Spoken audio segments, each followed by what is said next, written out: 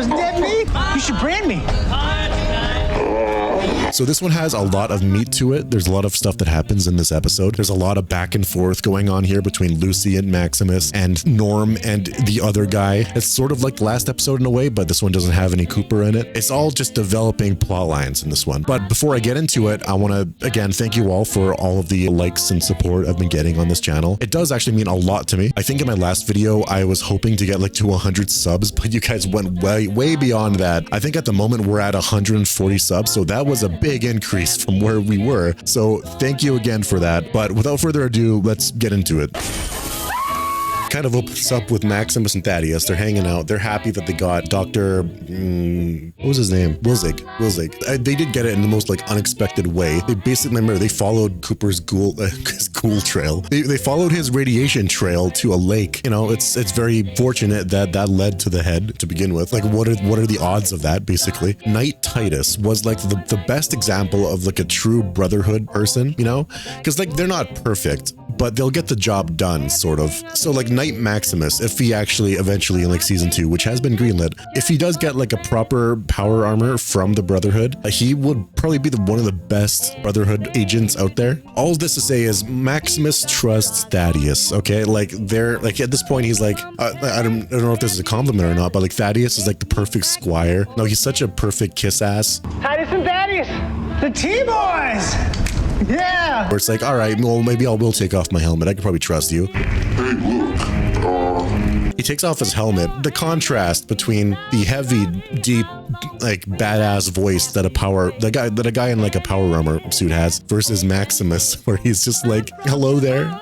We can still be friends. But yeah, Thaddius is kind of like, okay, where's my Knight Titus? And Maximus, the first thing Maximus says is like, Knight Titus is dead. He doesn't like offer any explanation, like he was killed in battle. He was like, he had an honorable death. That's a little like, maybe you should have had your better story before that. I do like how he tries to rope in Thaddius, like, we should probably get our story straight. You know, you and I, we just have to get our story straight. You know, Knight Titus is dead. How are we gonna explain this?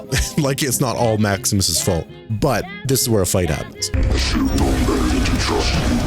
And like, kudos for Thaddius for even winning this fight. But I guess if you think about it, like Maximus, he's not a fully trained knight of the Brotherhood. So obviously he's not going to think, okay, my power cell in the back is probably my most like vulnerable weakness. So something that must have hurt like a mother was when Thaddius gets his foot crushed by this like 10-ton machine. Oh my God. And you get to see his foot, I think maybe in this episode or in the next episode. I don't know why I'm going like this, but it's pretty gross. And that's also tied into something that people complain about for this show. And I look forward to talking about it. Like I said, Maximus loses his fusion core and he's stuck inside his power armor set. Get off me.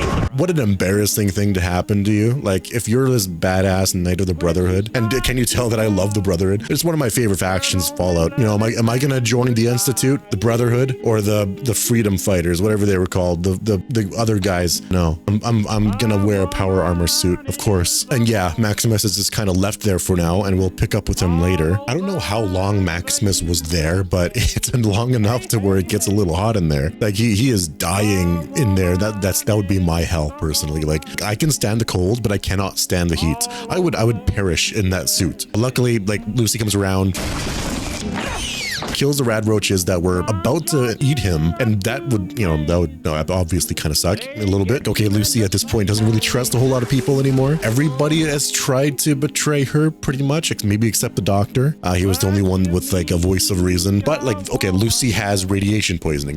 This is from her like engorging. What does engorging mean? No, I'm not gonna look it up. But yes, she has a lot of radiation poisoning now because she drank a lot of irradiated water in the last episode. And yes, if you ever played any Fallout game, radiation sickness is a big deal. It decreases your life bar. I've only played 2 Fallouts, and I believe that's how that works generally.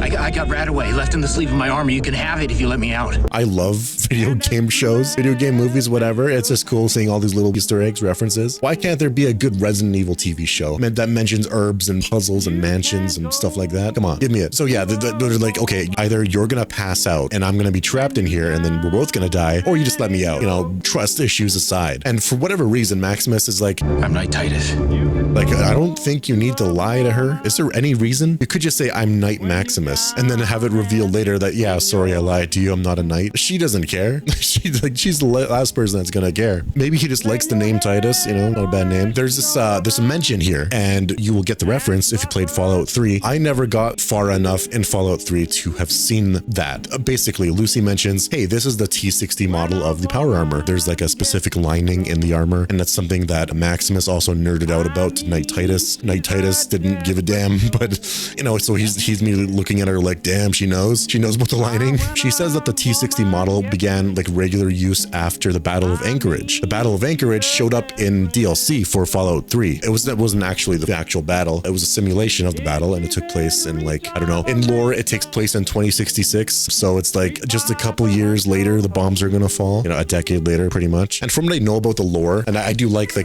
Fallout's most interesting the days before the bombs dropped. Like the Battle of Anchorage happened, I believe, and correct me in the comments if I'm wrong, I believe China invaded Alaska and then America decided to step in. I'm pretty sure that is where the first use of power armor actually occurred. The first version of the power armor, I think, was a C-45, and then it kind of went on from there. The point is, Battle of Anchorage, big deal, a big part of that DLC, a big moment before the bombs dropped, and not bad. Norm and the other guy, and I refuse to call him anything else, they're checking out more of Vault 33, and they get to the door between Vault 33 and Vault 31, and they notice that it says, I don't know why I'm laughing, but they notice that it says, we know what's in there, right? Again, this ties into the last episode where they went crazy because of some revelation that I was talking about. They desperately wanted to get inside Vault 31. Whatever, I don't know how they found out about this. I don't think it was revealed in this season 1 anyways, as to like what made them discover what was really going on. Maybe they accidentally like opened it up and saw what was inside for a moment, and it kind of spread around. They really wanted to get inside there. You can see like a bunch of dead bodies everywhere. They're like grasping at the door. It makes you wonder how exactly they died in that position. I really feel like they released some kind of crazy gas that was like, maybe they cut off the oxygen supply in the vault, you know, and they were just going nuts, and they were like, let me in, sort of. That makes sense to me, because I don't know why else they would die in that position. They're like, okay, well, we better get out of here. On their way back to Vault 33, 32, there's a lot of vaults. On the way back to Vault 32, that's the one they're from, they run into Betty, who is one of the runners up for an election that they're going to be having for Overseer. She's like, what are you guys doing over there? What are you guys doing in Vault 33? And they're like, we're picking potatoes. They're full of mud. So immediately she's like, it's a little sus. And then they go on their merry way. Also, I want to mention this. I had no idea that that Betty in the show is actually, what was her name? I can't remember her name, but she played in Deadpool. She's the Blind Owl. That's really cool. I didn't know. So this is where we kind of get more interesting details, honestly, about the operation of the Brotherhood. Like Maximus says that he didn't know that people were inside the vaults. I had no idea people lived in those vaults. And he says something later that I also bring up regarding like lies told by the Brotherhood to their own people. It's like they want to shape a narrative about the world, and maybe that's just how they keep their operation going. But from playing the games, I never knew like any of this. Maybe this is a creation of the show. I'm not sure, because like most people hate the Vault Dwellers, right? Like Vault Dwellers is a very well-known concept. So why would the Brotherhood lie to their knights and their squires about what's inside the vaults when it's clear Vault Dwellers are in the vaults, not monsters? And also, if you're looking for like ancient technology to hoard, wouldn't you want to go after vaults? I've got questions. Maybe they'll get answered in season 2 or in the comment section below. I don't know. All right, but like I mentioned before, elections are happening. Overseer today. As you step into the balloting kiosk, remember that today is about the future of our vault. So yeah, there are 3 people running up for the elections. You know them. They're the 2 guys that were holding that committee meeting with where Norm was like, maybe we should kill those raiders. And then there's Betty. And the major thing here is that Betty is from Vault 31 and the other 2 are not. But before we get to that, there's this scene that I like this scene. It's where this old guy is like sitting, he's like in, well, he's not sitting, he's standing in line, and he keeps talking to one of the other guys that are like up for election. I'm sorry, Reg. I just feel that in times of crisis, you need someone with experience. That must suck. Oh, that's crazy. Also, like, I'll get to it, I guess, in a later scene, but my God, the love for Betty. And Betty's already been overseer once. And anybody from Vault 31 is pretty strong in these vaults. But yes, I like that scene. Good scene. It's also said that Betty was also overseer once before, which is important to know because it also kind of ties in. But yes, they're holding elections in Vault 32 right now. Can you tell me what's happened in the last 200 years? They've got books in Vault 32. They know about the past. They know about some events in the future, you know. I want to hear what Maximus says to Lucy. They cut away at that moment. I want to know what happened in the last 200 years. I know I could play the video games, but I want to know what the show thinks happened. You know, this reminds me of Game of Thrones when we were waiting for Tyrion's reaction to some news, and they cut away from it. For those of you that know, you know, it's in Game of Thrones season 8. The last 200 years, like a quick rundown. Maximus says like, okay, if you must know, the bombs dropped when I was a kid, and it's like unless Maximus is like 200 years old, that is a lie. That is not true. This is one of these other lies that I mentioned, that the Brotherhood is for whatever reason telling their knights. I feel like they don't need to do that. Like I don't get it. Like maybe that's lore accurate. Maybe that's just in this show. I don't know. It just seems odd. You really don't need to do that. If your philosophy is just to hoard technology, ancient technology, and then use it and protect it, I don't see why you need to lie to your people in order to accomplish that. It's not like you're doing something way more disturbing. But yeah, if you have any ideas about that, post in the comment section below, because I would like to know what's going on here. There is something that I want to mention just because it is brought up later in the show. I think actually the final episode. Lucy has a memory of her mother and her, and there is this son, and for a moment Lucy thought it was the real son. I really thought that the big light on our farm was the sun. And she realized that it was actually her mother that made it feel real. That's a line, and that will come up later. You know, just putting that in there, so you know it's foreshadowing. You had to mention the foreshadowing. That's how it works. But yeah, I just wanted to mention that scene because I hate that they cut away. I love lore. I want to hear it. I want to know. Then we go back to Norman, the other guy, which is like also that's a pretty cool. I love the A plot and the B plot. It's good stuff. I hate when one of them sucks, but in this case they don't. Good stuff. So I guess we should just talk about the election. It's pretty obvious that everybody's voting for Betty, and she won by a vast majority. She won by 98% majority winning. That is like not even the most corrupt country in the world can get those kinds of numbers, and you know they rigged their elections. Who didn't vote? I want to know who didn't vote for Betty. Was that just Norm? It was just Norm, right? Norm was the one that didn't do it. Like, how do you not question that? Like, all the scenes where they're putting up posters are like, yes, this is gonna do it. This poster looks pristine as hell, man. 98%? That would be so, like, discouraging. I would never run for election. Nobody should. Betty is amazing. I would vote for her. You guys use pre-war technology to find and collect pre-war technology to make sure no one has pre-war technology? When you say it like that, I mean, yeah, it's weird. It's a little funny. Yeah, I get that. I like it, though. You know, it's a fun idea. I don't mind it personally. They come across, now this is something that I also don't know because like I said, I never got to finish Fallout 3. I kind of want to do that. If I do, it's in John Odds at Twitch, twitch.tv/John Odds. I say that way too fast. But so they come across two people, like I said, and initially, you know, tensions are high. They're like, Maximus knows what's up. He's just like, give me your gun, Lucy. We got to take care of this. And Lucy, being the sort of naive, you know, vault dweller, she's like, okay, let's make peace. No! And they try it out for a bit. They're like kind of walking towards each other. But the people that they're working with, those other two, well, they've got a hidden agenda. Maximus calls them fiends. Now, I never heard of this, but I looked it up. They're apparently a drug organization. That's not true. I lied. The fiends are a group of raiders that are heavy on drugs, let's say. And apparently, according to Maximus, they eat people. What's a fiend? It's people who eat people.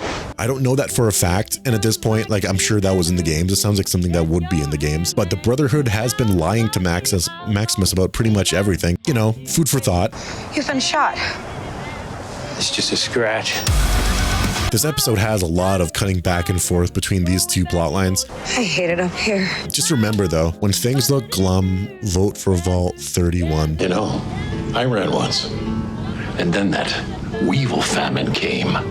Lost to none other than Hank McLean. Now, I don't know if it was mentioned yet in this show, but Hank McClane is also from Vault 31. Why is everybody from Vault 31 being elected as overseer? Norm actually has this great line of, can 200 years of coincidence come down to a slogan? And you could say there's some kind of like psychological conditioning going on here, and that's kind of why everybody just really wants to vote, because like 98% win on an election is insane. That is so, like, I would believe 70% for like manipulation, but like getting 98% on that, there has to be something else going on. And every time anybody from Vault 31 is questioned about what goes on in there, there's like basic things that they know. They're under the impression that they've got better education, better supplies, and if they want details on any like experiences there, they kind of just say the mashed potatoes are better. This is delicious! Yeah, what's in Vault 31? We'll find out. So this is where we see a sign of the Shady Sands, right? So I never got to play Fallout 2 yet. I want to play it though. Those are those classic games that are like 2D and stuff. Basically, Shady Sands is a city, or maybe a territory, that got very popular. And the most interesting thing about it is that it was created by a vault. Vault 15 apparently was the one that kind of like opened up and developed a city. They had their version of Reclamation Day and like basically started setting up the world again. So like they were doing their purpose and they succeeded. There was a sign there that said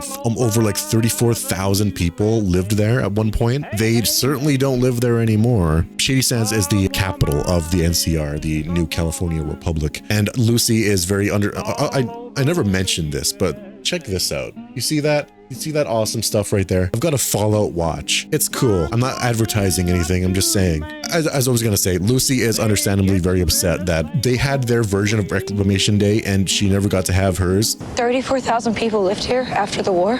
That's what kept them going in the vaults, is like the idea that they're going to save the world one day and somebody else saved it before them. That's some bullshit. I wonder if anyone survived.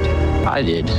And he survived using a very Indiana Jones in the Kingdom of the Crystal Skull tactic where he hid inside a fridge. All we're offered as an explanation at this point is like, okay, war happened, as Maximus says. Everybody wants to save the world, but everybody has different ideas on how they want to do that.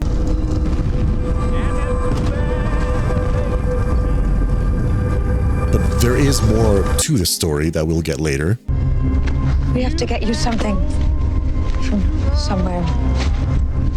Turns out that scratch, just a scratch, is a whole lot more than that. It's bleeding. So that was a fucking lie. And I don't know why he decided to like I guess he doesn't know how to do like proper medical care. I guess what they really need is just like to stitch it up, you know, to learn to get the bullet out. So Lucy heads into this building, right? And she kind of goes missing. Maximus heads in after her. And I feel like I would be able to detect that something's wrong, you know? If I'm looking in a window and I see a door, I guess if I'm not like paying attention to it, you can easily fall for it. Maximus enters this tiny little room. He reaches for the doorknob. He realizes, oh, what's going on? That's not a real door. That's a sticker. I want to play a game. And he falls into another vault. Vault, I think 4. Point is, that is a very elaborate way to capture someone, but it works. Lucy and Maximus wake up later and are like, okay. You're in the best place in the world. You're in a vault. This vault is very disturbing. It's a crazy ass vault. I would not want to be in this vault personally. That's just me though. I don't like mutants. That mutant beat me up pretty good. They're animals. Maybe I should join the Brotherhood. That's a bit of a spoiler, I guess. Mutants. But then we get like I want to talk about this scene because it confuses me a little bit. Okay, so Betty, as her first act as overseer, is like, okay, everybody, let's reclaim Vault 32. You know, all the inhabitants are dead. We know that. All the raiders killed them and replaced them in the first episode. And like immediately the other guy, as I call him, is like, what's going on? What is happening here? If we go in there, there's going to be dead bodies everywhere. They head inside and it is the cleanest vault I've ever seen. I want to know how they cleaned that vault. Okay, so let's assume so far that there is a conspiracy going on with Vault 31 and that they somehow have, like, we don't know how many people in Vault 32 are from Vault 31 and they migrated. They would need a lot of people to clean that up. There was a lot of bodies, a lot of blood. There was blood on the walls, like things were broken, glass was broken. We're talking like you need like a 20-person team at least working around the clock to clean this stuff up. Where do they put the bodies? Did they shove them back outside of the vault? Like, how long has it been since Norm and the other guy were there? Like 1 day, right? I think it was 1 day. So I would love to know some theories on that. Maybe I'm missing something, but that's a big job. I do like the contrast here in this scene where it's showing like the blood and carnage that Norm saw, and then it's swapping back to how it is now when it's like clean. I like this. I especially like the shot with the toaster.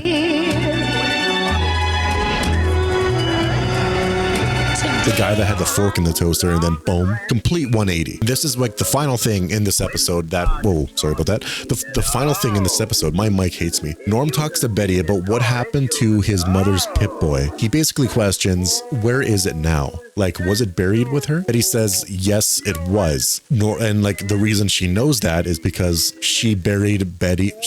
Whoa, what?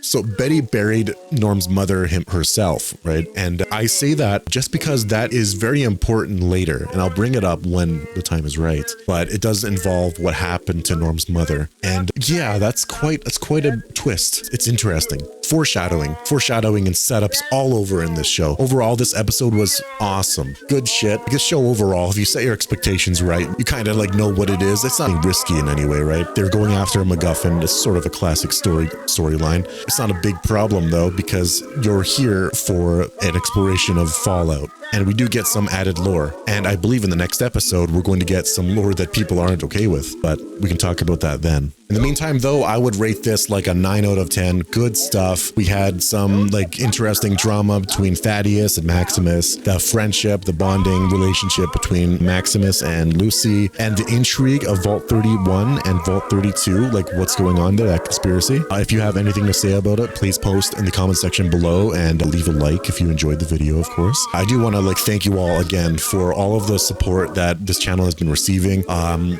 liking all the comments, all the discussion. You guys are awesome. If you have any ideas for like another kind of video, if you have like game recommendations, stuff like that, like other Fallout games, you know, let me know. Without further ado, goodbye.